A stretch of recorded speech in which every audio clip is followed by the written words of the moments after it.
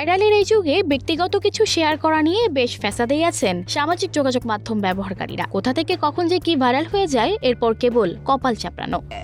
So get ready to slay and join. তার উপর মরার উপর খাড়ারঘা হিসেবে আছে এআই জেনারেটেড ছবি। প্রযুক্তি যতই এগিয়েছে, মানুষকে ধোঁকা দেয়া বা বোকা বানানো তত সহজ হয়েছে। যে কোনো সংকটে, প্রাকৃতিক দুর্যোগ বা রাজনৈতিক অস্থিরতায় আরো বেশি করে ছড়ায় এই ধরনের ছবি, যাকে বাস্তব ছবি থেকে আলাদা করা ক্রমেই চ্যালেঞ্জিং হয়ে উঠছে। সম্প্রতি বাংলাদেশের বন্যা পরিস্থিতিতেও এআই দিয়ে তৈরি একাধিক ছবি ভাইরাল হয়ে ঘুরে বেড়াচ্ছে সামাজিক যোগাযোগ মাধ্যমে।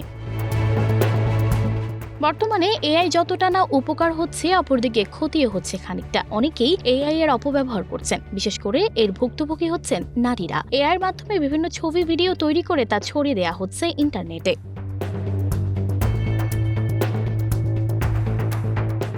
মাইক্রোসফটস AI image generator, Midjourney, DALL-E, deep AI এরকম বিভিন্ন ইঞ্জিন ব্যবহারের মাধ্যমে ছবি তৈরি করে এআই। সাধারণত পাবলিক ডোমেইনে থাকা অন্য ছবি থেকে তথ্য নিয়ে ছবি বানায়, ফলে এআই এর বানানো ছবিতে কিছু অসঙ্গতি থেকে যায়। ব্যক্তির ছবিতে বিশেষ করে হাত, পা ও আঙুল অসামঞ্জস্য দেখা যায়, দেখতে অস্বাভাবিক লাগে। অনেক সময় হাত ও পায়ের অবস্থান দিক ঠিক থাকে না, প্রায় হাত ও পায়ের আঙুল কম বেশি দেখা যায়। ছবিতে মানুষের চেহারা সাধারণত বেশি গ্লো করে, শার্পনেস থাকে না। এআই দিয়ে বানানো মানুষের চেহারার ভেতরে কার্টুন কার্টুন ভাব থাকতে পারে।